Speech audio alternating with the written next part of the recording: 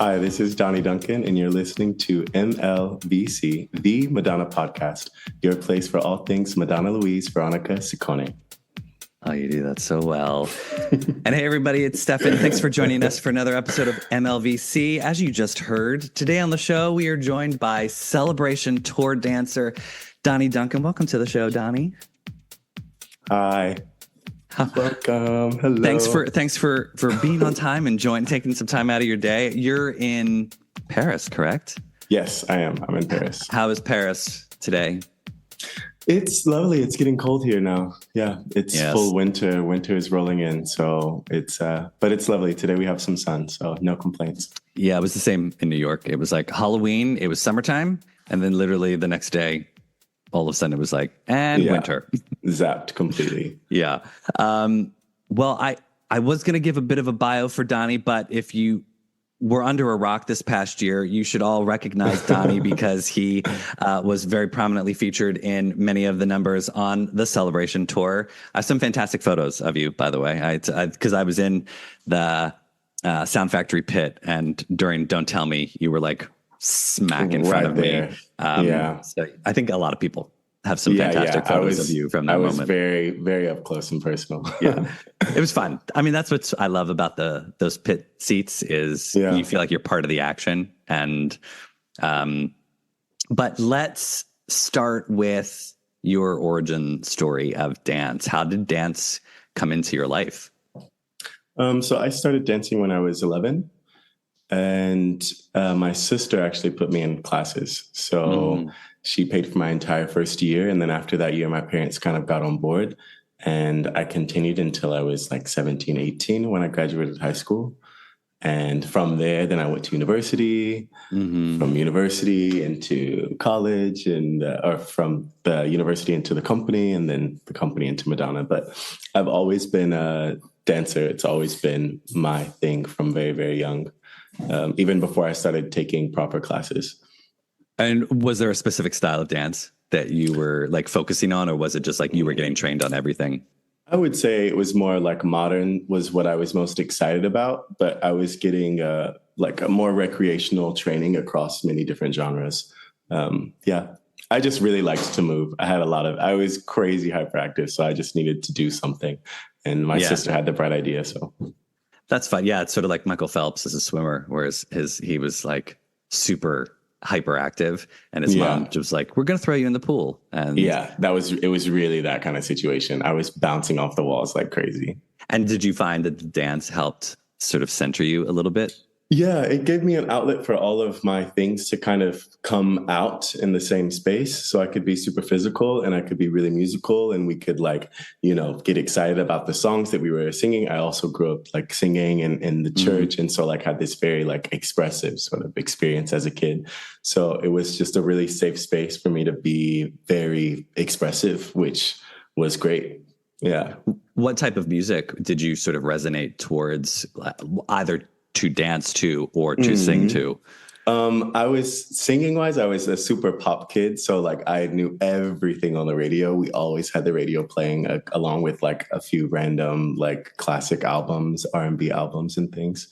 And then dance wise, my first instructor, who is a really close, dear family friend mentor to me, had a much wider range of music that she would introduce all of the young dancers to. So we were doing classical things and like punk things and like some really all kinds of music that we would be dancing to. Like it was sort of the hub for all things more experimental, coming from like small town Illinois, so to say. Nice. Yeah. I mean, I just feel like some people try to get involved in dance to do like the stuff that's trendy, like you see a lot of people on TikTok trying to do pop and lock dance or, you know, like trying to do like recreate Britney Spears stuff all the time. And I think it's beneficial to sort of get the realm of not just that type of dance style. Yeah. Yeah. Especially, as a training or even as like a recreational, I think it's fun to have that level of exposure from a younger age.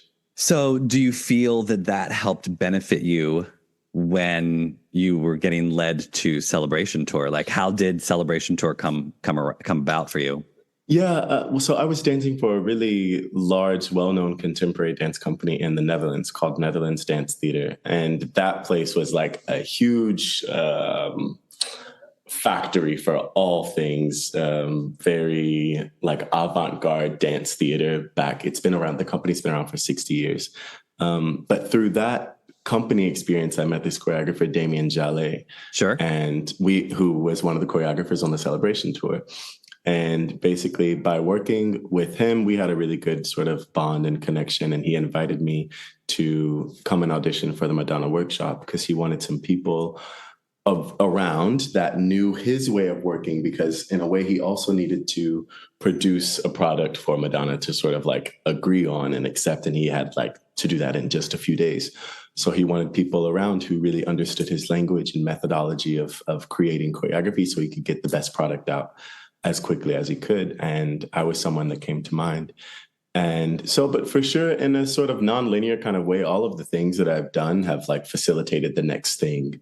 I can't really say what it is, but like being in that place obviously exposed me to the connection that got me there, but also like the range of dance styles inside of the Celebration tour.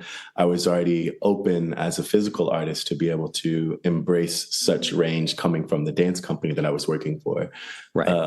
And then like having a more pop influence, like in a more like social dance background when I was young, not just a classical background.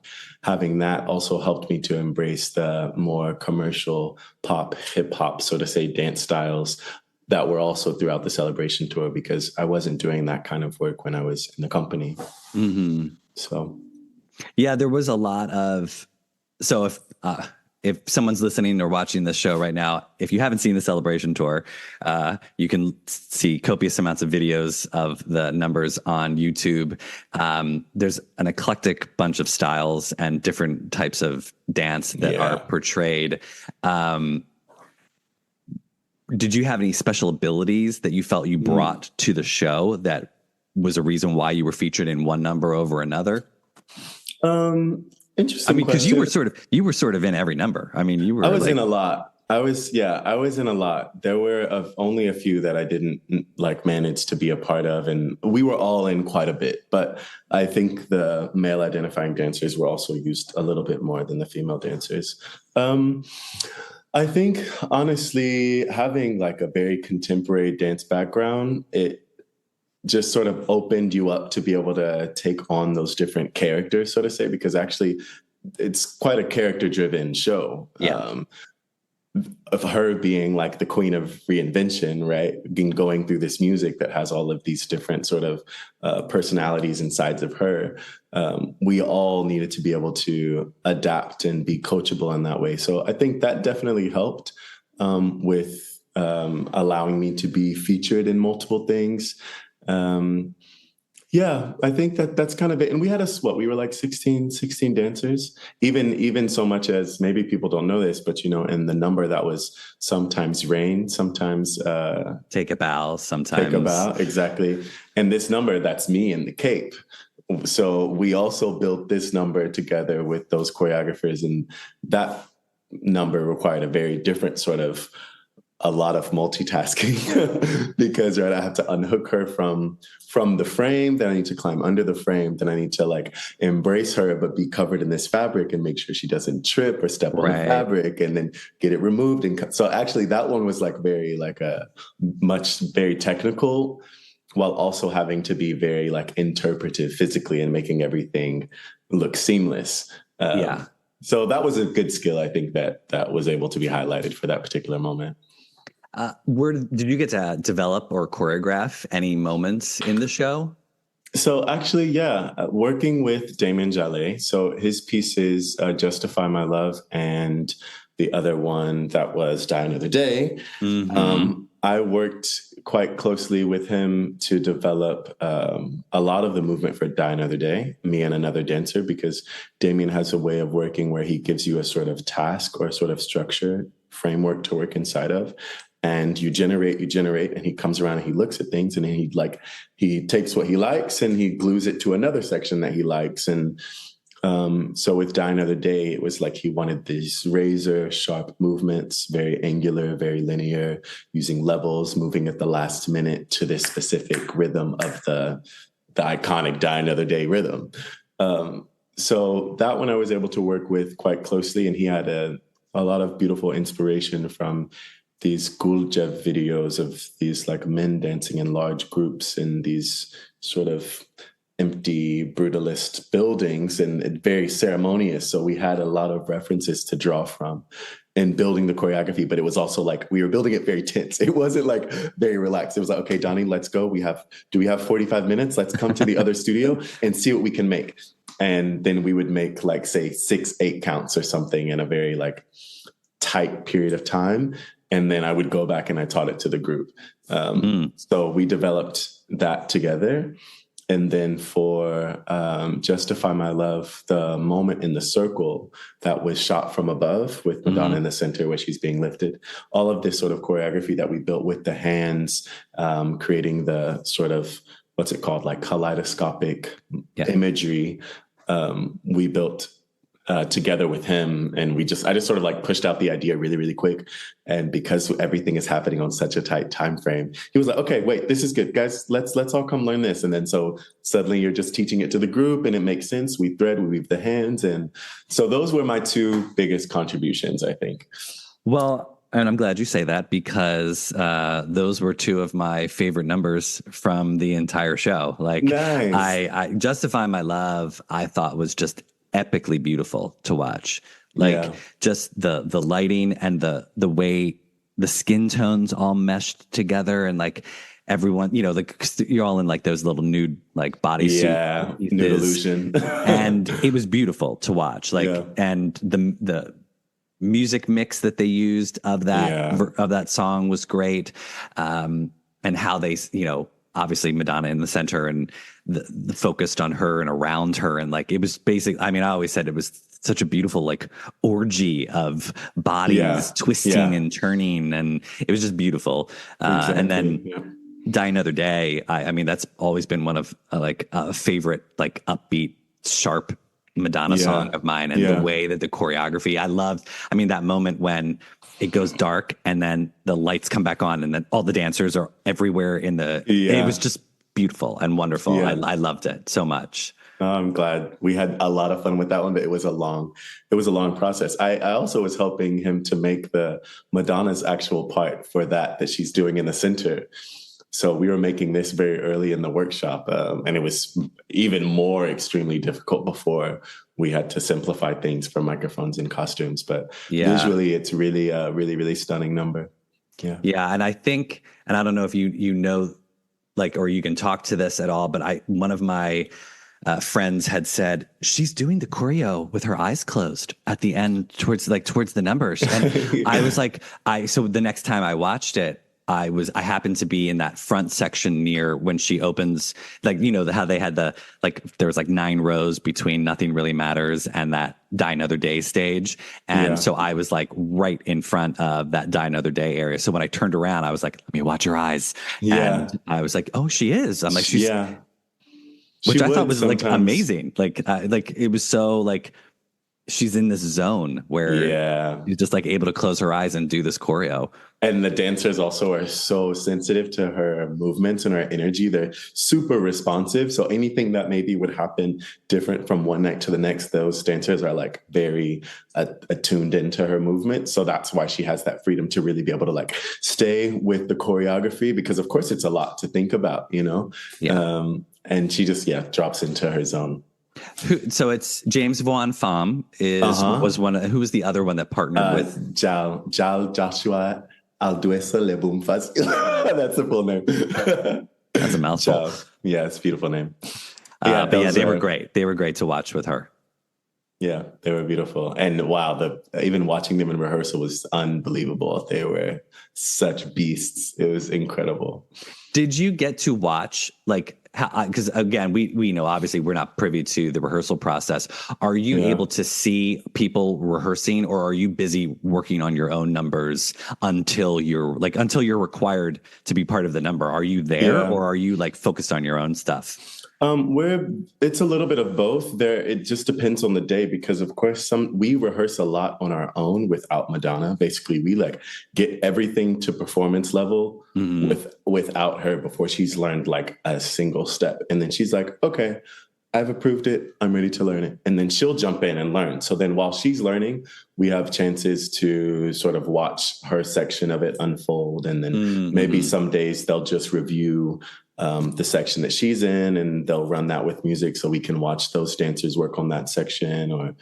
So oftentimes we have to highlight certain moments, so you always get a chance to observe what everyone else is doing in the show, but then there are also times where you're all working at the same time and you can only focus on your own steps, so to say. When you were rehearsing without her, is that where Valerie would come in? Yes. Yeah Valerie was making all of her parts, the full choreography, and then teaching it to her. It's a really brilliant method. When I saw it in action, I was like, wow, this makes so much sense. It's just, it makes so much sense. Well, yeah, because, it's like having a stand-in on a movie set, like exactly. Madonna doesn't have the time to stand around while everyone's, figuring out what they're going to do and lighting and this and that. It's like have somebody fill in for her while she's running her empire, Exactly. So it was very cool to witness. What were your favorite numbers to perform on the Celebration tour? Don't Tell Me actually was, at a certain point, it was fully my favorite because it was so fun. And I loved the costumes so much. And I remember or lack thereof. Yeah, that too. Like, I remember the first day we were even trying on those costumes, me and Prince, my best friend, and one of the other dancers in the tour. We were just like in the mirror being so ridiculous in these like shorts and hats with all the glitter and the tassels. Like, oh, this is so fun. So that was really one of my favorites. And I really enjoyed also Get Into the Groove because it felt like the first time we really were like really seeing and connecting with the audience, and like the way they put that music production together for that specific moment was like, that was the really like, wow, this is a major pop star tour moment, like coming to life every single night on the stage. Like that was really the big dopamine hit of the show. And then there's like the technical achievement of like Die Another Day, which always was like, oh, I have to get in the zone. So that ability to feel like you can accomplish something. So I want to ask you about Ray of Light, because I feel like Ray of Light was, so when I was in that front section of seats in the Philly show, because I'd already seen the show a couple of times before, in those first three shows, I focused on watching Madonna most of all. But during that Philly show, I was like, let me watch the dancers, because you were all right in front of me in the number. And man, oh man, y'all just move nonstop in that number. Yes. Was there like mental prep that you would all have to do to like, because that comes pretty late in the show? Yeah, it's very late. It's almost it's like basically the second to last number. So because it looked like it was just like 5 minutes straight of like constant movement. Oh, it was full cardio. And when we were rehearsing it was almost even harder because we were like really in this like fight for it. So even when we were building it, we were all like building it in the workshop and trying to learn it, but also auditioning, but also like, it required you to kind of get in shape because it was like 4.5 minutes of like full cardio. And everyone was going so full out, and the team, La Horde, they wanted us to really embrace those like levels and being really low and being super physical. And so that you kind of take the energy already starts very high from the beginning of that number, so that as you keep growing, we get this like very expansive, euphoric feeling with the rave and with the song, and which already has all of that inside of it, which is so beautiful. It's like to earn those slow-mo moments, you have to get really, really physical for the rest of it. That one was a trip. That one was a trip to do every night. Also, because I was in the very front of the group. Yep. And everyone is behind me. And it's like a very mental game with all of the patterns of the movement. So you do something for 4 counts, something for 2, something for 1, something for 3, back again to the 4. So you're counting, you're really thinking very like with every single step until it gets to become muscle memory. And even then, when it becomes muscle memory, you can't relax too much because it's so easy to mess up. Yeah. So how are you doing that? Are so because as a non-dancer, Yeah. like I would think that you're just like dancing with the music, but you're counting. Yeah, or like you're keeping track. I don't want to say counting because we're not even always going 1, 2, 3. We're not even really doing that. But sometimes you're keeping track of your 4. You're feeling your rhythm. You have your change. You kind of lock it in, but you have to stay aware of it at the same time while you have fun and while you play and while you make eye contact with the audience and while certain other thoughts come swiping through your mind, because that happens a lot when you perform a show many times. Your mind also start to leap out of your body in certain moments because the program of your physicality is running on its own. So you're like, oh, let me come back. Something's passing in stay in the moment, have a look at the friends, see the audience. Oh, I've seen this person at the show before. Like all of these, all of these things are like sort of, it's a lot of mental things happening. And sometimes there were times where I messed up and like, oh, I started to leave to go to the next section, but you leave too early and friends like push you back in place. Like all kinds of things happened. But yeah, I loved performing Ray of Light. It was really fun. What other numbers, remind me what other numbers Lahore did with, it was Ray of Light and... They did Ray of Light. They did Beast Within. Yes. They did, what else did Lahore do? People send me hate mail for not remembering. They did Bedtime Stories, her solo. Oh wait, that was also City Larvae. Because it was a huge collaborative tour. I mean, there were so many people involved in so many different aspects. Exactly. Of things. Even sometimes 3 choreographers would be working on the same thing at different times.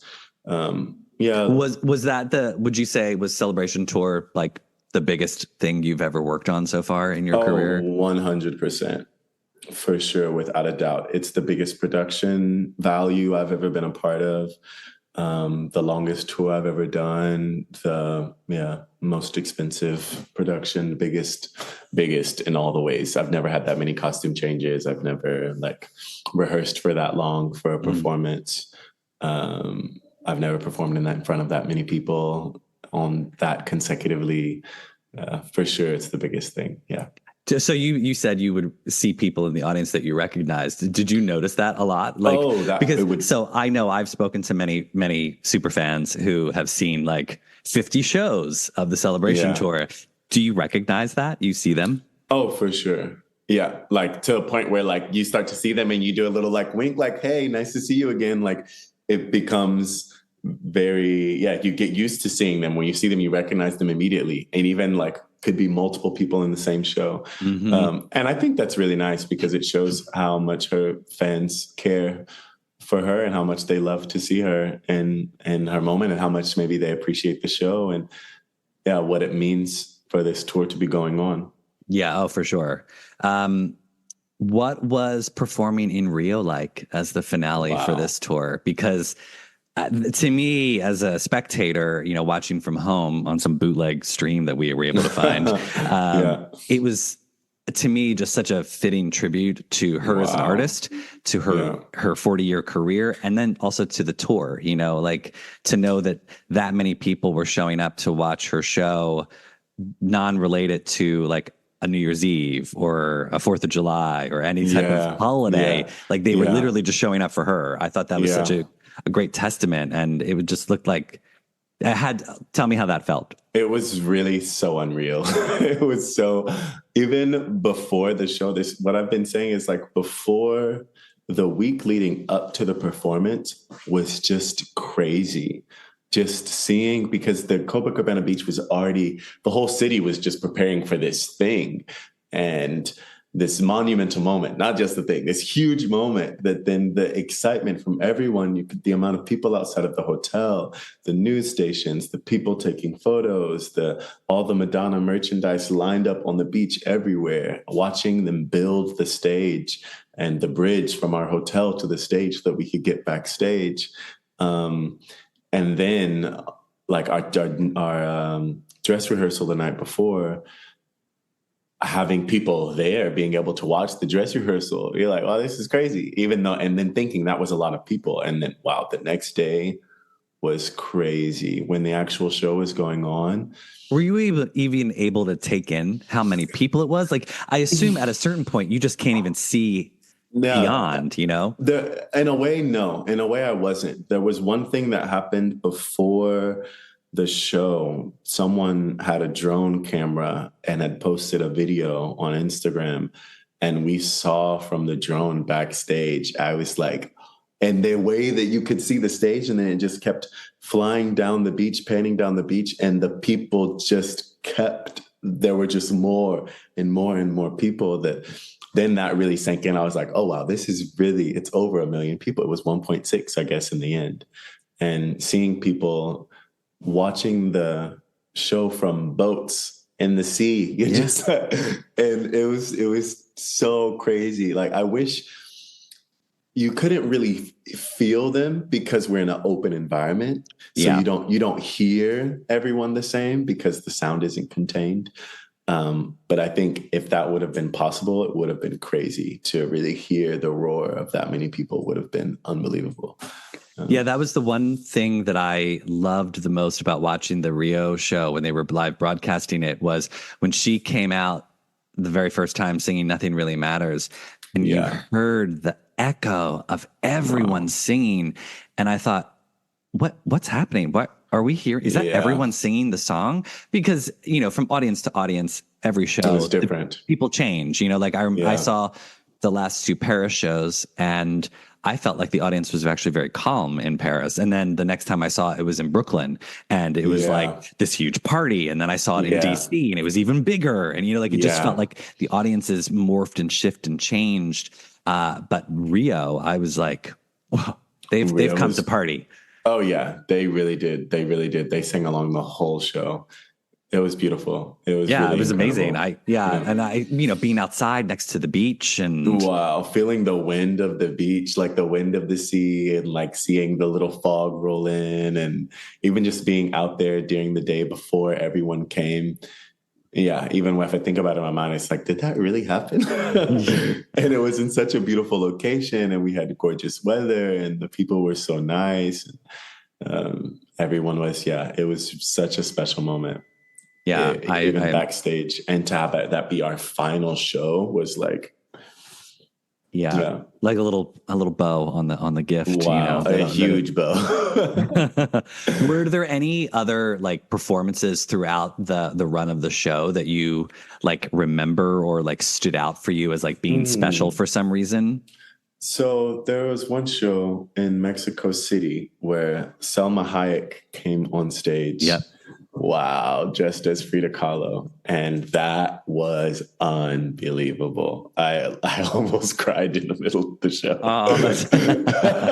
In the middle of Vogue, I almost started crying because it was so powerful. Like the way that everyone's energy, the like pure love and joy and celebration of such a monumental artist, and in collaboration with this other celebration of another monumental artist, was just so unreal. It was like humanity at its purest, the way that they celebrated all of these incredible women, Selma, Madonna, and Frida, like all in the same, it was beyond. And the applause and the roar went on for like, it felt like a full minute in the middle of Vogue, which was longer than we had ever had for any guest or any celebrity on stage.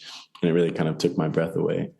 Outside of that moment, there were 1,000 other like amazing, hilarious, super fun things that stood out. But that for me is really that's the big takeaway. So and I've talked about this multiple times on the show, I'm going to highlight the one Vogue moment that I thought was super hysterical that I got to be part of, which was in DC when Santa Claus was on the Vogue. Wow. Poor Santa. Didn't know what was coming. He had no clue. Poor man. He was just abused up there in front of everyone. Oh, It was so funny. Madonna was actually upset. She wasn't super happy with the sex siren boys because we didn't give Santa all of our sex energy. We gave him like cutesy little dance and like, oh, what do we want for Christmas? And I she was like, surprised. What was that? What was going on? That's why I got my video ready because I was like, I'm curious if the boys are gonna be as scandalous with Santa Claus as, and you were so well behaved, like you kept your clothes on and we just like, it was very cute. We were like, no, we can't sexualize Santa. And she was like, what?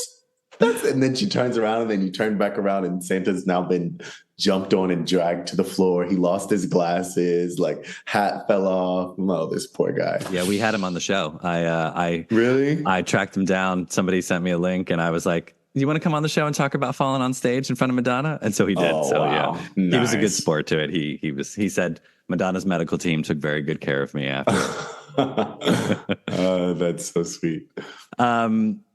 Did the experience of working with Madonna change or challenge your dance skills in any way? I think it challenged my work ethic more, and my, I almost want to say integrity, like how deep I could dig into myself to push through. I think it was more of a challenge in that way. It was a testament of like perseverance or like consistency and professionalism.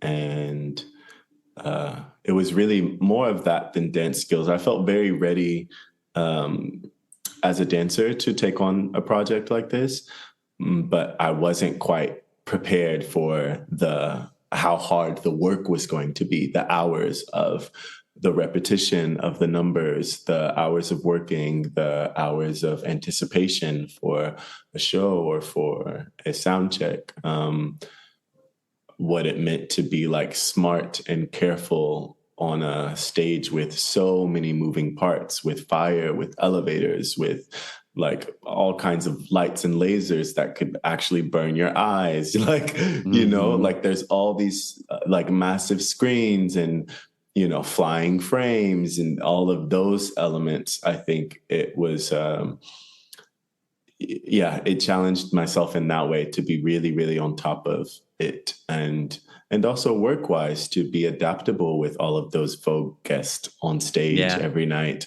to think about cameras being from every angle, you know, even when we were filming, or it was a challenge in that way for sure, which I think primed me for, like, it's kind of like after working for her, I'm like, oh, I can do anything. Like, you know, it's like you have that experience. You're like, I am ready.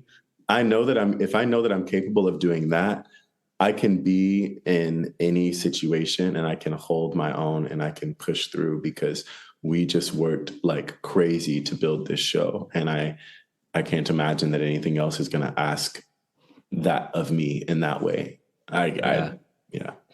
As far as, like you mentioned, the multiple things going on within the show, you know, the complexities of the show.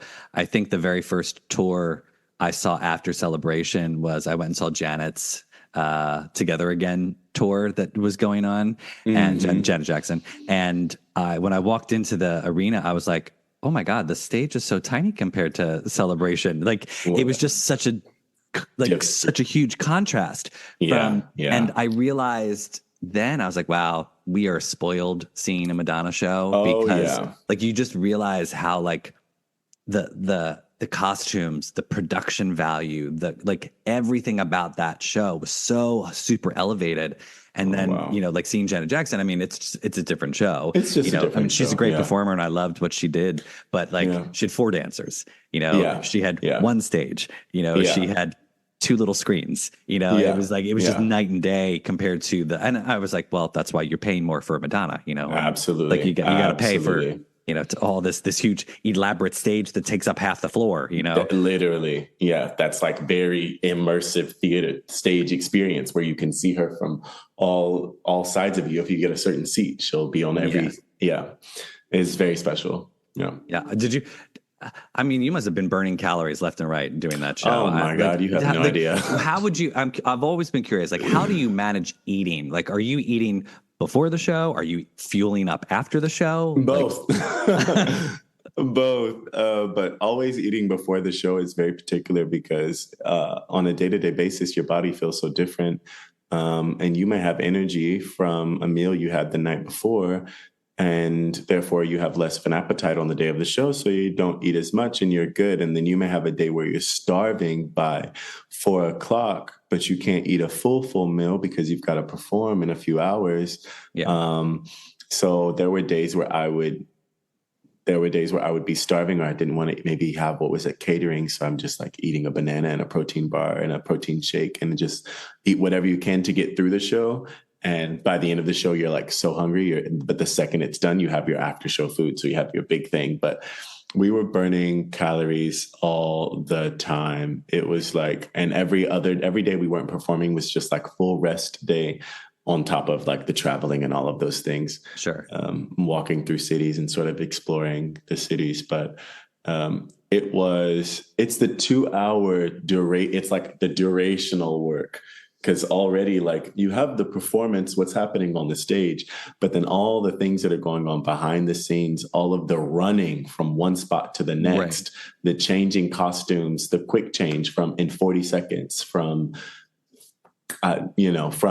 say Ray of Light into Bitch I'm Madonna in the end, and you have to put on a wig and shoulder pads and heels and this and makeup and like, so that kind of stuff, it's all layered into the cardio experience of the show. Oh yeah, what Madonna were you in Bitch I'm Madonna? I was Human Nature Madonna. Oh yes, that's right. Yeah, so I had black the bodysuit and the braids, which were a wig, right? Yes, yeah. I had my cornrow braids and my black lip. Did you get to pick which Madonna you were, or were you were assigned which Madonna you were? Assigned which Madonna. I'm sure by Madonna herself. I see. I was wondering. I was like, I wonder how they chose who got to be which one. But I was very happy with the Madonna I got. I thought it was perfect. I was like, this is great. I really wanted to feel like a little sexy Power Ranger Madonna, like jumping around in heels, like, because I'm more muscular, obviously. So I felt more like an action figure. Yeah. That's funny. So we'll pivot a little bit off of Celebration Tour. You also DJ and produce your own music. Tell us about that. So actually, I don't DJ, but I do. Oh, I thought you did. No.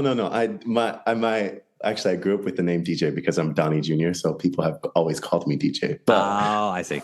I do not DJ, and I produce some of my own music, but that is as a process to be recording my own music. So I wouldn't even call myself a producer, but I do sing and I do write music.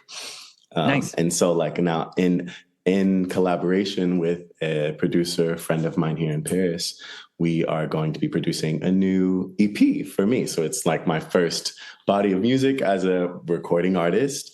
And I've always sang since I was singing even before I was dancing. And it's always something I have a lot of passion and love towards. And only in the last couple of years, as I went through a certain sort of winter, say we can call it a seasonal depression. I don't know what it was, but there was a certain winter a couple of years ago where I really felt like I needed something else. And so I started really like writing a little bit and like recording myself. And I got so excited about it and was like, wow, I still have so much joy to experience in this way and so much passion. So I just kept doing it. And I was able to show some things to some friends on the tour. I worked on some other things on the tour, told Madonna about the music. So I'll be sharing stuff with her. She heard me sing a couple of times and that was always very sweet. So yeah, that's my new adventure. I'm really excited to have a new creative outlet to give myself to. So hopefully things will be coming out around April, May of next year. Fun. But what type of music? I'm going to say that it's alternative R&B. That's what I've been telling people. But it feels kind of hard to really box it in because I'm just an artist who, especially as a dance background, I'm used to like doing many different kinds of things. So I want to kind of be able to scratch all the itches. So something a little bit more poppy, something a little bit more sultry, something a little bit more classic R&B. And then we have some more experimental things, or what I would say is experimental, and then something a little bit acoustic. So a little bit of a journey, so to say. Oh, and then you can always follow up the EP with the dance remix version of it. You know, That's the true. deluxe version. Exactly.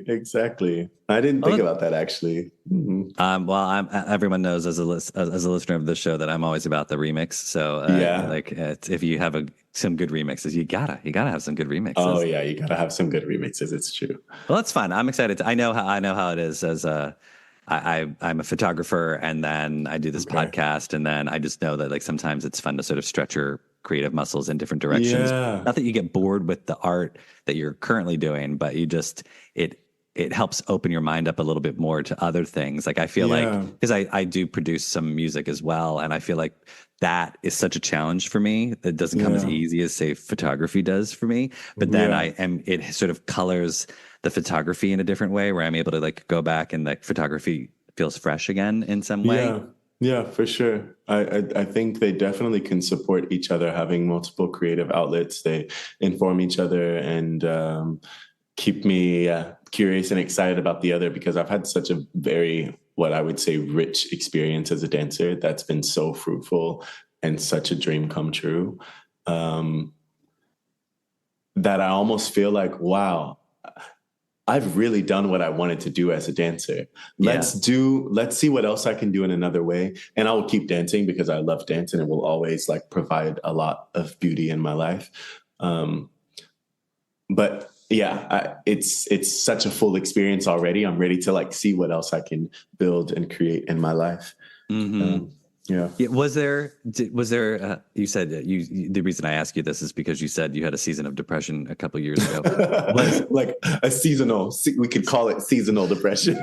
Was there a depression that came after the end of the Celebration tour? Were you sad? I was very sad. Yes, I was really sad. And it was such a beautiful year. The cast of dancers they're so incredible, and we had such a amazing chemistry together. We really felt like family. And of course, they tell you in the beginning, guys, we're going to become family, but you don't really realize it until about a third, not even halfway through, a quarter of the way through the process. You're like, oh yeah, we are gonna be super bonded after this.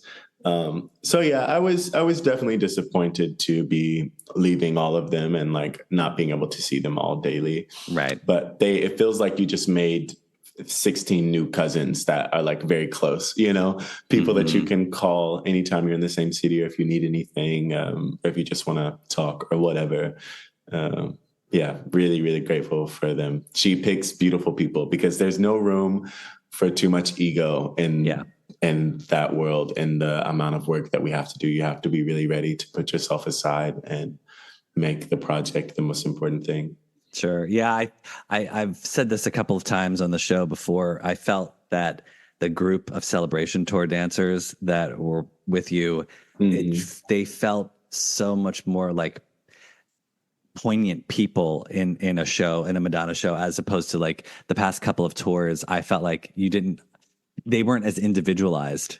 And this show, I felt like you really got to know personalities, quote unquote, for each of the people. Like I felt like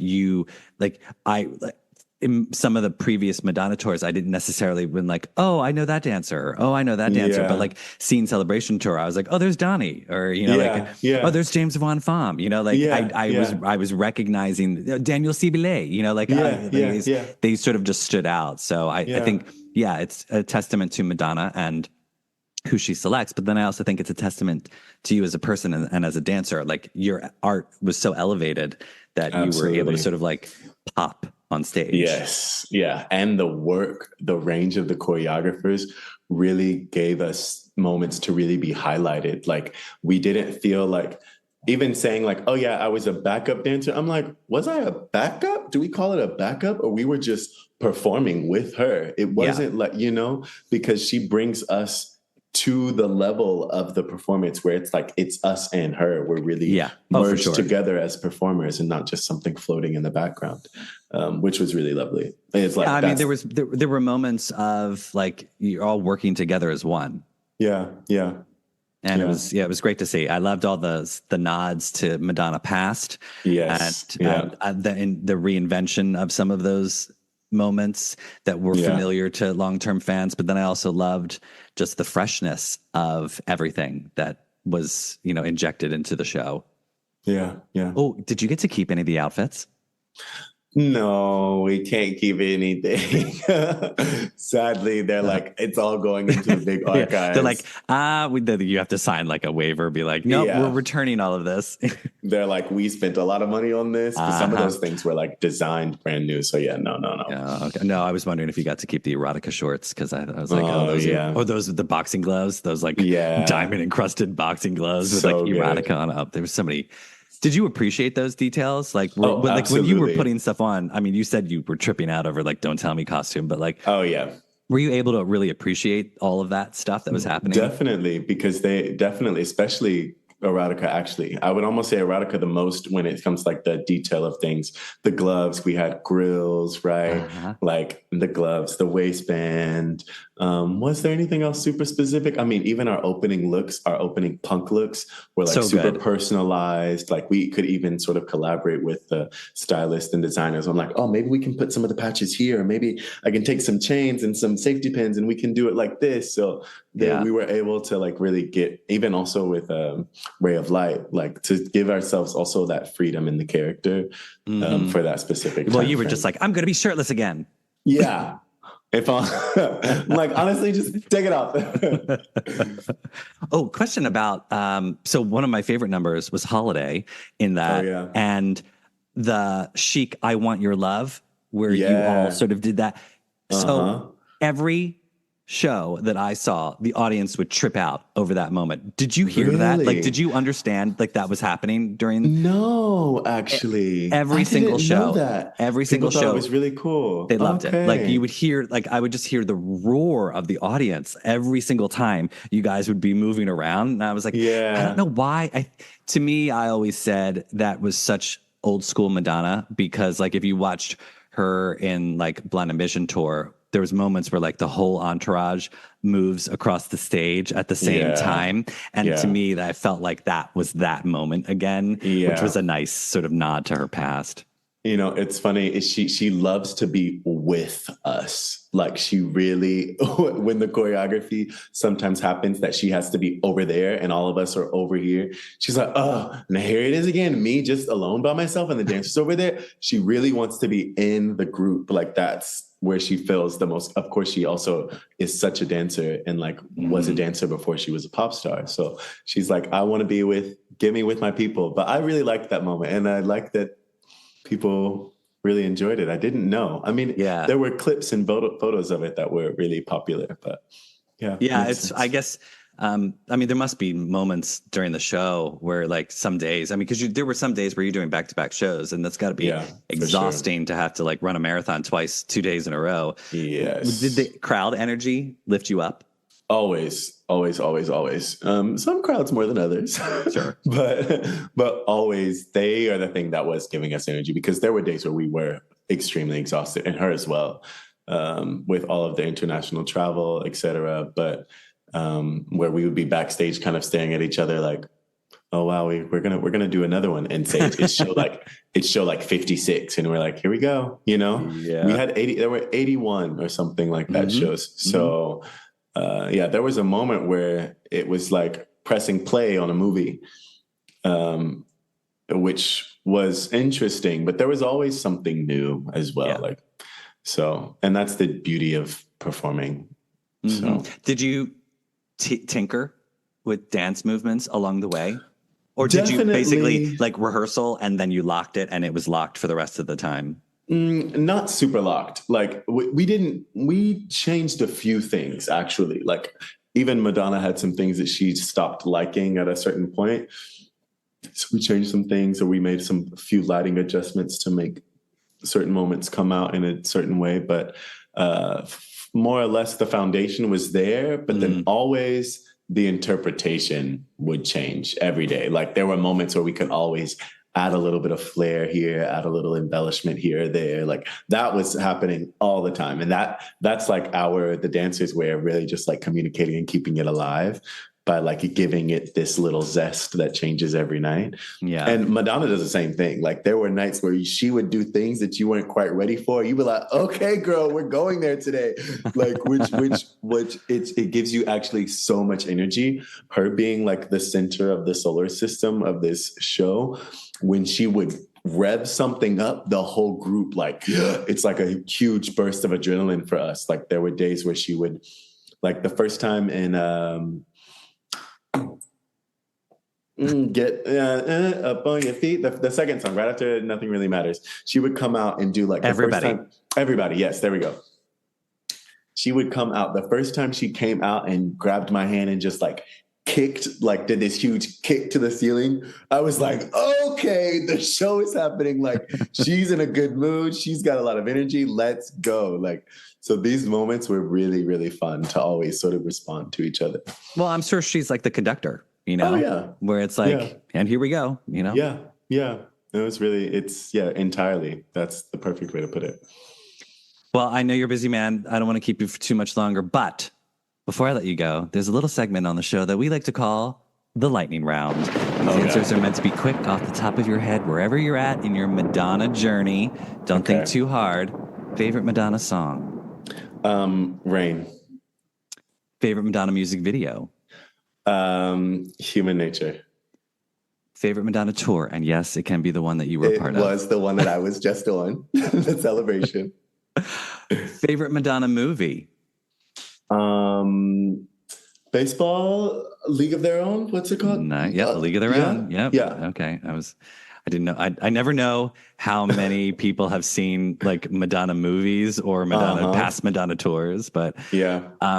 Favorite Madonna look, and this can be from a music video, a tour, a photo shoot, in person. Her and Michael Jackson in the all white. So luxurious and expensive At the Oscars, yeah. Yeah. I mean, just glamour, like wow, Hollywood royalty right there. Wow. Well, Donnie, tell everyone where they can find you on social. So you can follow me on Instagram at Donnie_Q. You can follow me on TikTok at Donnie_Q2. And you can find me at YouTube at Donnie Duncan Official, I believe. Nice. Yeah. And we'll look forward to hearing some music. There we go. Stay tuned. Well, and remember, everybody, you can find us on Instagram, X, and Threads at MLVC Podcast. If you'd like to donate to the show, we're on Venmo at MLVC Podcast. And if you've not yet subscribed to our YouTube channel, take that subscribe button so you never miss a video. Donnie, thanks again for joining us. This is so great. I'm so happy that you were able to be on the show. This is wonderful. Stay right where you are. We're going to end the live, but we'll chat for a second afterwards. So yep. Until next time, everybody. Nothing really matters. Love is all you need.